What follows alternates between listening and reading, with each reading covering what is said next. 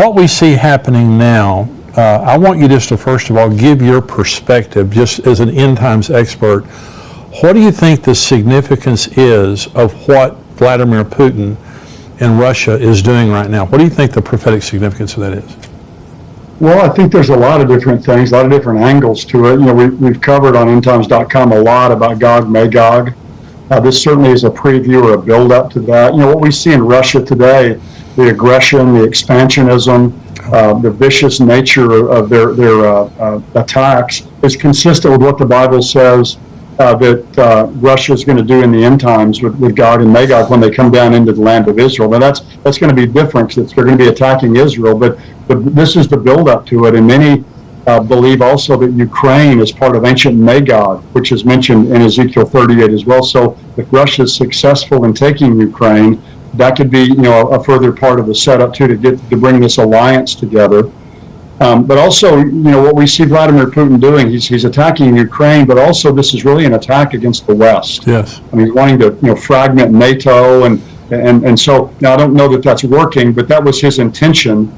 And that's exactly what Gog's going to do in the end times. It's going to be an attack against Israel. I believe when Israel's under their covenant with Antichrist, it's really going to be an attack against the West as well. So a lot of the parts of this are fitting together, plus his growing alliance with Iran. That's in the background to all this, which is a nation that's also mentioned in Ezekiel 38. So there's all kinds of, there's so many facets of this really that fit in with being a build-up to what's predicted in Ezekiel 38 and 39. This first article is from Axios, and it says, U.S. urges Americans to consider leaving Russia immediately, and it says more airline flights have been canceled in and out of Russia, and American citizens in the country should consider leaving immediately, the U.S. Embassy in Moscow warned in a security alert Sunday. What do you think about that? I mean, when the U.S. Embassy is warning our citizens to get out of a country, do you believe that there's a significant threat of us going to war with Russia? Well, I just think right now, as you just said earlier, with Putin, just his instability right now, I think there's just a fear we don't know what he's going to do.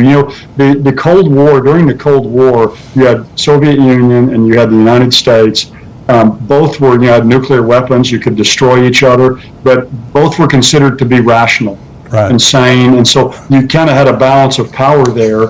And now it's kind of that's been thrown off, because now with Putin, the way he's acting now, I mean, I think they're really wondering what could he do, because my sense is he's going to have to save face somehow in this. And how far will he go to do that? And how brutal is he going to get? He's not going to be humiliated or embarrassed in this, because that's the very thing that he saw happen to the Soviet Union when it was split up. That's what he's trying to regain. So he will not allow himself and Russia to be humiliated. I think however far he has to go to not allow that to happen, he'll go. So I think it is wise to get our people out of Russia at this time. I want to thank you for watching this Tipping Point clip, and I want you to subscribe to the channel. I want you, if you're not a subscriber, go ahead and click subscribe there. And thank you for watching and subscribing. I want you to join our Tipping Point community at endtimes.com. For $7 a month, you can subscribe, and you have a 7-day free trial. So if you just want to check it out for 7 days, go on endtimes.com, check us out for 7 days, but I can promise you, you're going to love the content. You're going to be getting the Tipping Point show, the full show, every single week, as well as articles and video content from great teachers like Greg Laurie and Mark Hitchcock, and of course myself. Be sure to subscribe to be notified when we release more videos like this. God bless you.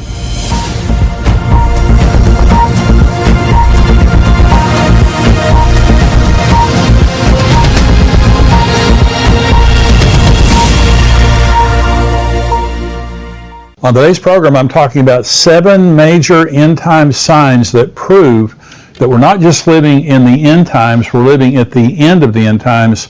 I'm also talking about the Biden administration's war on gender, and 2 things that they're doing right now for the very first time in American history that are unbelievable. I'm also answering your questions. I'm Jimmy Evans. Welcome to the Tipping Point Show.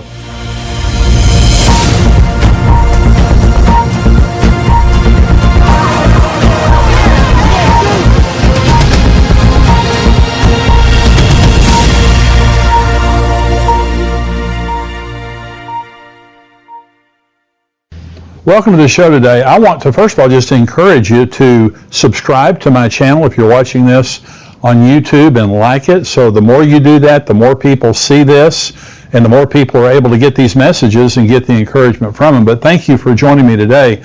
I want to bring this message, first of all, on 7 major end times signs. Now, these are all specific to Israel, but these are all from the Word of God, and they all prove now that we're living in the end times. If you have friends, if you have family members or someone around you, and they're scoffers, and they scoff at the end times, these things that I'm about to tell you, these are absolutely undeniable signs that the Bible foretold thousands of years ago would happen in the last generation, and they've all happened in the last 73 years. So this is Genesis chapter 1. This is where I want to begin.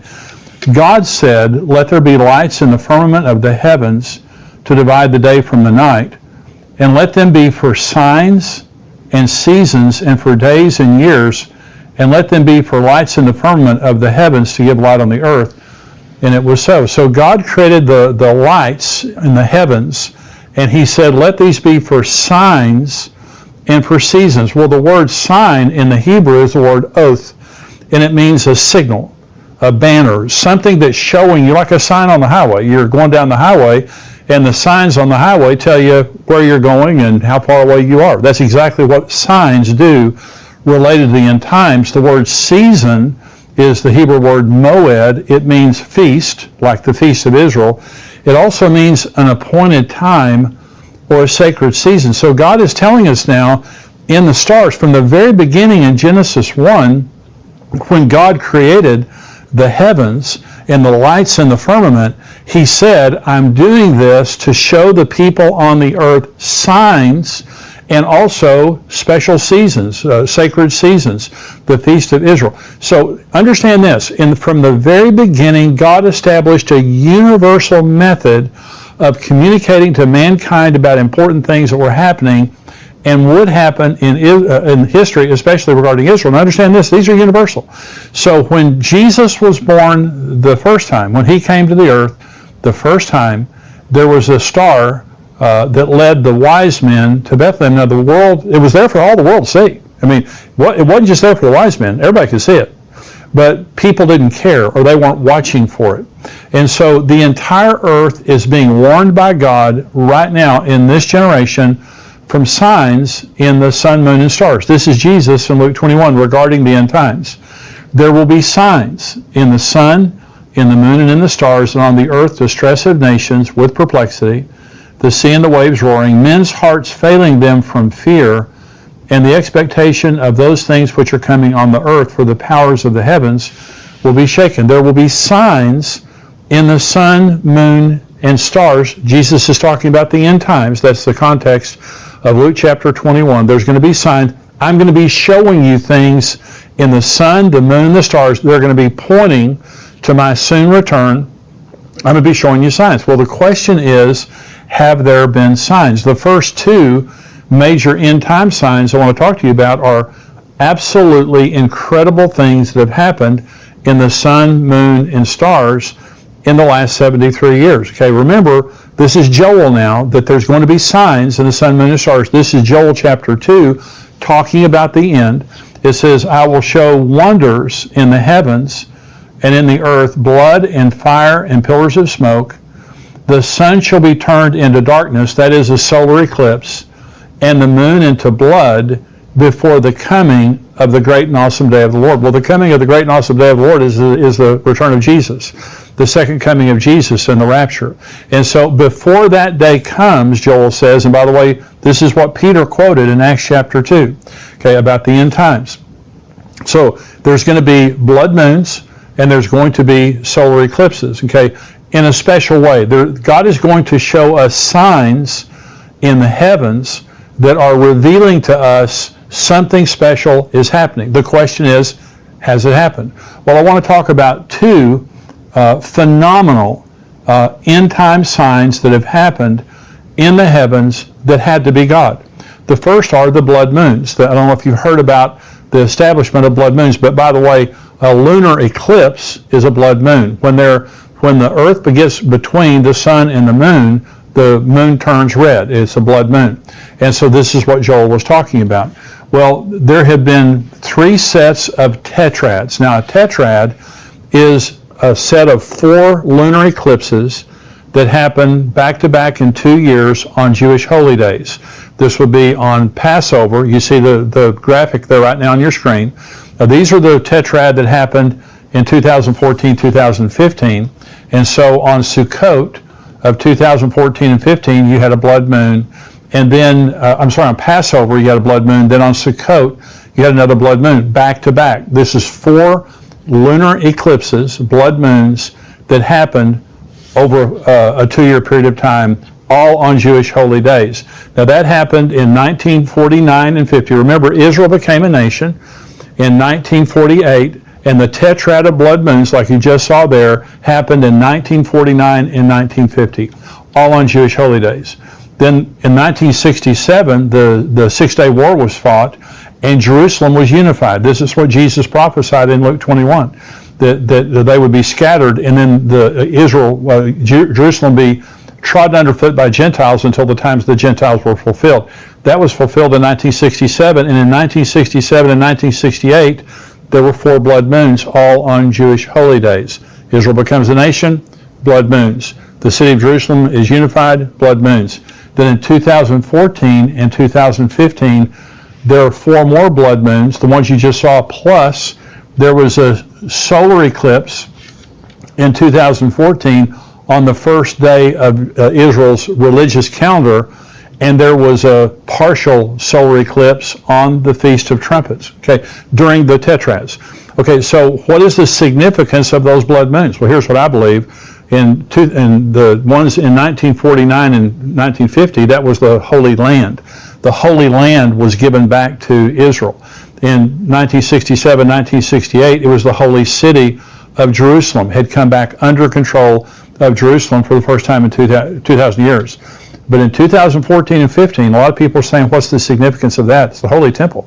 The activity around the temple picked up huge around 2014, 2015. And by the way, right now, the Sanhedrin is creating the anointing oil to anoint the Messiah when he comes. Everything is ready for the temple. They have all the artifacts ready for the temple, all the temple vessels. They're training priests down in the valley of Jericho.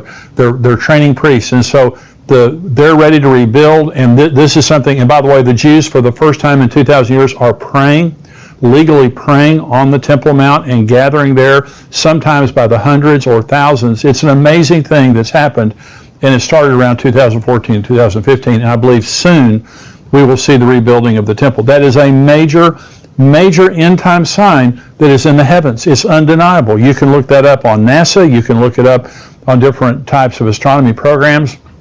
The blood moons are real, and they haven't happened. These kinds of things don't happen now for hundreds of years at a time. So these are not regular phenomenon. A lunar eclipse is, but not a tetrad on Jewish holy days. The second major end time sign related to the sun, moon, and stars is the Revelation 12 sign that happened on September the 23rd, 2017. Now, what I'm about to say to you is the second most important thing that has happened in my lifetime regarding the end times. Now, I was born in 1953, so I wasn't around when Israel became a nation. But I was around in 1967 when Jerusalem was reunified. That's the most important thing that's happened prophetically in my lifetime. The second most important thing was the Revelation 12 sign on September 23rd, 2017. Here's the Revelation 12 sign. This is Revelation 12 describing now an end times astronomical sign that's going to happen. You see a graphic there on your screen. But this is Revelation 12. Let me read the scripture and I'll explain the graphic to you. A great sign appeared in heaven, a woman clothed with the sun, with the moon under her feet, and on her head a garland of 12 stars. Then being with child, she cried out in labor and in pain to give birth. And another sign appeared in heaven. Behold, a great fiery red dragon having 7 heads and 10 horns and 7 diadems on his heads. His tail drew a third of the stars of heaven and threw them to the earth. And the dragon stood before the woman who was ready to give birth to devour her child as soon as it was born. She bore a male child who was to rule all nations with a rod of iron. And her child was caught up to God in his throne. Then the woman fled into the wilderness where she has prepared a place, by God that they should feed her there 1,260 days. Now, this was literally fulfilled. Now, there is a prophetic fulfillment here related to Israel, but you see on the screen there, you see this graphic. Let me explain it to you. So on September 23rd, 2017, the constellation Leo was above the head of the constellation Virgo. Of course, Virgo is the Virgin, Leo is the Lion. And so the Virgin is Mary, and of course Leo is Jesus. But Leo has 9 stars. Remember, it says that there was a garland of 9 stars over her head. Well, the Leo has 9 major stars that make up the outline. But on September the 23rd of 2017, Mercury, Mars, and Venus joined those 9 stars to make 12 stars that were over the head of the Virgo, constellation Virgo. And then the sun, you'll notice on that graphic there, the sun was over Virgo's shoulder, the Virgin's shoulder. In other words, she was clothed with the sun, and the moon was under her feet. You can see it right there. Then Jupiter, which is called the king planet, which the Jews associate with the Messiah. Now, this is extraordinary. The Jupiter entered the womb of Virgo on November the 20th of 2016 and retrograded, which means it stayed in the same place. It looked like it was staying in the same place. It retrograded from February to July, then exited the womb on September the 9th, 2017. It was inside the womb exactly 41 weeks, which is the time of human gestation. And then it came out. It came out between the legs of Virgo. It exited the legs of Virgo. And by the way, it says that the male child was caught up. That's raptured, harpazo. And this is the next graphic here. You'll see now that between the legs of Virgo, there was a red, creepy object. I mean, this is it's incredible. This is between her legs, and it was redacted by NASA and also by Google Sky. And you say, what? Redacted means they put a little black box over it to block it out from being there. And you can see it if you look carefully between the legs of Virgo. There, you'll see that little black box. You'll also see this is the actual image that they're blocking out there. It is this creepy red. It's infrared. Creepy red creature that looks like a dragon with 12 heads and all that kind of stuff like that. This actually happened on September 23rd, 2017. And so I'm saying to you, this is absolutely amazing. When Jesus said there will be signs in the sun, moon, and stars, you can check that box. 2 major end-time signs have appeared in the heavens. By the way, there's a software program called Stellarium, and this is where some of those pictures come from. By the way, that one of those charts there was a Louis Vega chart. He does phenomenal charts there. But I'm saying to you, you can look this stuff up. God created in Genesis chapter 1 universal signs that the whole world could see. Well, like Jesus came the first time, people didn't care. They weren't paying attention. But Jesus Christ came, and the nation missed it by and large. But there were watchers. There were people watching. The world right now, most people could care less, but you're watching this because you care. And I'm saying in the last 73 years, if we are the last generation, okay, in Psalm 90 says, the days of a man's life were 70 years, or if by reason of strength they're 80 years. We're 73 years into since Israel was regathered. Let me go very quickly through the next 5 signs. The number 3, this is the number 3 major sign, is the sign of Israel's rebirth for the second time. This is Isaiah 11. It shall come to pass in that day that the Lord shall set his hand again the second time to recover the remnant of the people who are left from Assyria and Egypt, from Pathros and Cush, from Elam and Shinar, from Hamath and the islands of the sea. He will set up a banner for the nations and will assemble the outcast of Israel and gather together the dispersed of Judah from the 4 corners of the earth. Now, remember, the first time that God regathered Israel was from Babylon. He didn't gather them from the 4 corners of the earth. It was just from Babylon. This says God will, for the second time, set his hand again to regather Israel from the 4 corners of the earth. That happened on May the 14th of 1948. That is what started. That was the major sign that started the end times prophetic clock. You can't have the end times without Israel existing as a nation. Here's number 4. It's the sign of Jerusalem under Jewish rule. This is Luke 21. This is Jesus. When you see Jerusalem surrounded by armies, then know that its desolation is near. then let those who are in Judea flee to the mountains. Then let those who are in the midst of her depart. And let not those who are in the country enter her. For these are the days of vengeance, that all things which are written may be fulfilled. But woe to those who are pregnant, and to those who are nursing babies in those days, for there will be great distress in the land, and wrath upon this people, and they will fall by the edge of the sword, and be led away captive into all nations, and Jerusalem will be trampled by Gentiles until the times of the Gentiles are fulfilled. Now, Jesus prophesied that 40 years before it came to pass. By the way, Daniel also in Daniel 9 prophesied exactly the same thing, that the Jerusalem would be destroyed. But Jesus also says Jerusalem will be trodden underfoot by the Gentiles until the times of the Gentiles are fulfilled. So the Roman general Titus came, he killed over 1 million Jews, he destroyed the city of Jerusalem, he destroyed the sanctuary, he took the rest of the Jews captive and led them back to Rome, scattered them around the world, just like the Bible says they would. But then in 1967, Jerusalem was reunited under Jewish control, and that was a major, major end-time sign. Now these things, like I said, these are from the Bible. This has been in circulation for thousands of years. These are not new things, and they're not esoteric. They're not secret or hard to divine. These are clear scriptures that say things that are going to happen in the end times. This is the next sign, the sign of the division of the land of Israel, Joel 3. For behold, in those days and at that time, when I bring back the captives of Judah and Jerusalem, like we just said, I will also gather all nations and bring them down to the valley of Jehoshaphat, and I will enter into judgment with them there on account of my people, my heritage Israel, whom they have scattered among the nations. They have also divided up my land. I've been talking to you about the Biden administration. They're trying now to take East Jerusalem. They're trying to open a consulate in East Jerusalem for the Palestinians, which gives the Palestinians ownership of East Jerusalem. It recognizes the Palestinians as having the ownership of East Jerusalem. Israel's saying, why don't they put it over on Ramallah? Why don't they put it on the West Bank? The Biden administration says, no, we want to put it in East Jerusalem. We want to recognize the Palestinians' right to East Jerusalem. They want to take away the Golan Heights. They want to move them out of the West Bank and out of East Jerusalem where they have settlements. The land, they took away Gaza. They took away the Sinai. The land of Israel is being divided by the United States, by the United Nations.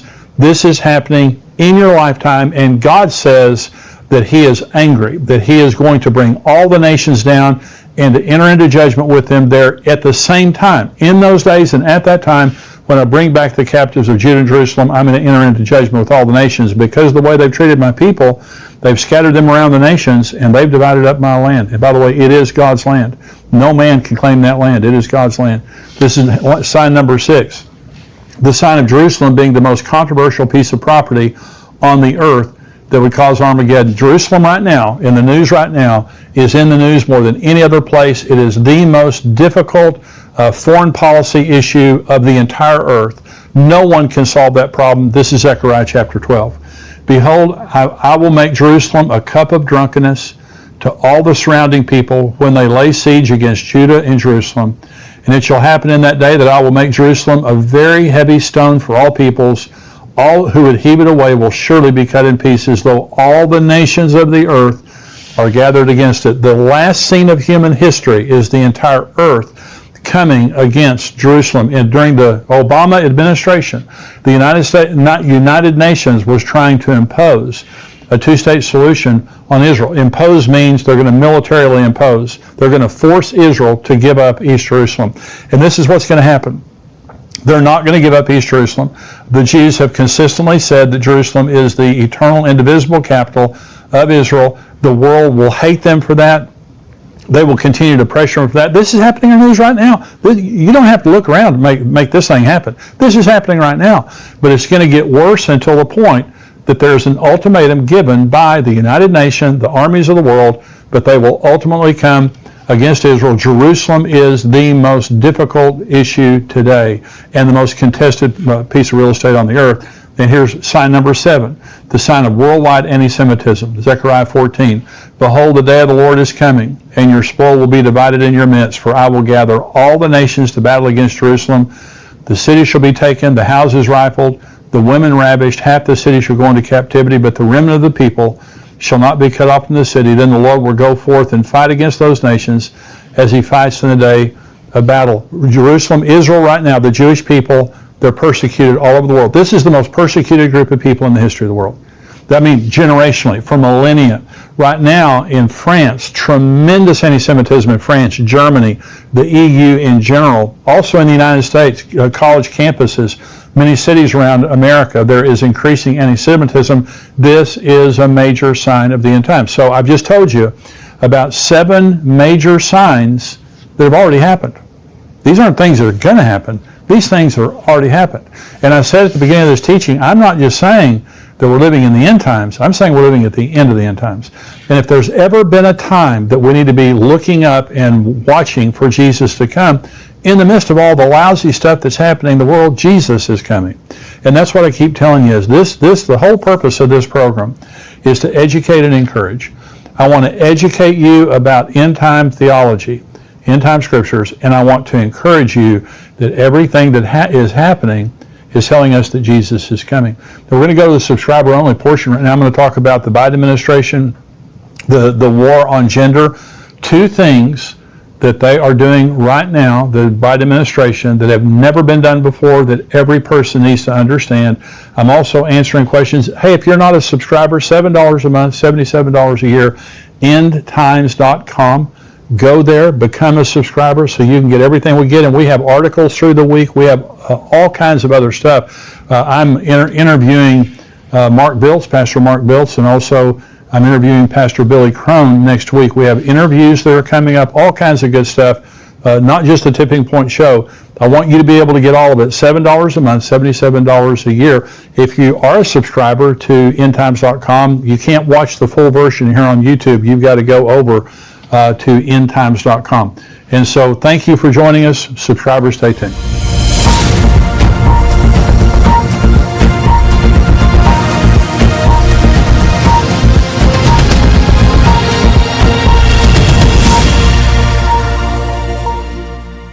Hi, I'm Jimmy Evans, and the clip you're about to watch is a small portion from our weekly Tipping Point show. To get the full show and other end times content from great teachers like Greg Laurie, Dr. Mark Hitchcock, and myself, join us as a member on endtimes.com for $7 a month. Become a member at endtimes.com for articles, videos, full episodes, and more. This is Matthew 24. Of that day and hour, no one knows. Jesus is talking about his return. Not even the angels of heaven, but my Father only. As the days of Noah were, so also will be the coming of the Son of Man. As in the days before the flood, they were eating and drinking, marrying and giving in marriage until the day that Noah entered the ark, and did not know until the flood came and took them all away. So also will be the coming of the Son of Man. Then 2 men will be in the field, one will be taken, the other left. 2 women will be grinding at the mill, one will be taken, the other left. Watch therefore, for you do not know what hour your Lord is coming. But know this, if the master of the house had known what hour the thief would come, he would have watched and not allowed his house to be broken into. Therefore, you also be ready, for the Son of Man is coming in an hour which you do not expect. And so let me tell you what it would be really easy for me to do on this show that I will never do. And that is, I could scare a lot of people to death, and I could sell a lot of food right now. Prepackaged food and things like that. And I know of end times teachers that do that. Scare people to death, and they offer you all their survival gear. I totally believe what Jesus was saying right there in Matthew 24. He said it will be as in the days of Noah before the flood. We are not going to see the tribulation. As a believer, we need to be comforted. There are birth pains that are happening right now, and those birth pains are going to continue until Jesus comes. And I believe that Jesus is right at the door. I believe he can come in any minute. And so I believe that Jesus is coming. And so I'm saying, don't listen to all the doomsayers. Don't listen to all the people trying to make us believe that we need to be preppers. And by preppers, I mean that we need to buy all this stuff and get all this stuff ready. This is my number 3 point of preparation, and that is be wise and be prepared. Now, this is my personal opinion. I'm just about to give you. Karen and I have 2 to 3 months of food and things on hand. We bought some of this freeze-dried food that comes in buckets and lasts for 25 years. You can find it on Amazon. You can find it at different places. But we could probably live off of the food that we have for 2 to 3 months, something like that. Other things that we have saved up, and COVID was part of that. was the reason that we saved it up. And I'm not saying that because of the tribulation or anything like that. I'm saying it because of natural disasters, power outages. The Russia is threatening, all of these attacks against our infrastructure and all this stuff like that. And so if something happened, I think it's just good common sense to have 2 or 3 months of things on hand so you don't starve to death. You don't have to worry about things like that. Now, you might want more. You might want 6 months or a year or something like that. But all I'm saying is this. To me, the Bible is very clear that we are not going through the tribulation. And for that reason, I just don't believe that you have to prepare all these things that some people are preparing, and buying 7 years of food and all that kind of stuff like that. I just don't believe it's necessary. Jesus said, when you see these things begin to happen, look up and lift up your head. Your redemption is drawing near. And so I'm a pilot. And when you're a pilot, you have instruments in front of you. And the reason for those instruments is especially when you can't see outside, when the weather's bad. And when the weather's bad, you trust your instruments. And so you have to trust your instruments. Your life literally depends on looking at those instruments and trusting them. When things are happening that are happening in the world right now, we have to trust what the Word of God has to say. We can't trust our emotions. We can't trust our feelings, and we can't trust other people. We have to trust what the Bible has to say. And the Bible tells us that Jesus is going to deliver us from the wrath that is to come. It would be like the days of Noah, buying, selling, marrying, giving in marriage when Jesus returns. Those are the words of Jesus himself. So I'm telling you, Jesus is coming soon. We're not going through the tribulation. We're not going to die of starvation. And I believe in the United States, I don't believe that there'll be a lot of people that die now in the tribulation, maybe. I believe there'll be shortages and high prices in the United States, put a lot of stress on a lot of people who are already struggling, with fixed income or something, or low wage or something like that. I don't think we're going to see a lot of mass death in the United States, but you'll see it in Africa. You'll see it in places in Middle East. Well, a lot of that's already taking place. South America, places like that, where you're going to see a lot of death through famine and things like that. So I hope that that's comforting to you. Famines are coming. It's in the Bible and it's in the news. Famines are coming, and that's how we prepare for that. I want to thank you for watching this Tipping Point clip, and I want you to subscribe to the channel. I want you, if you're not a subscriber, go ahead and click subscribe there. And thank you for watching and subscribing. I want you to join our Tipping Point community at endtimes.com. For $7 a month, you can subscribe, and you have a 7-day free trial. So if you just want to check it out for 7 days, go on endtimes.com, check us out for 7 days, but I can promise you, you're going to love the content. You're going to be getting the Tipping Point show, the full show, every single week, as well as articles and video content from great teachers like Greg Laurie and Mark Hitchcock, and of course myself. Be sure to subscribe to be notified when we release more videos like this. God bless you.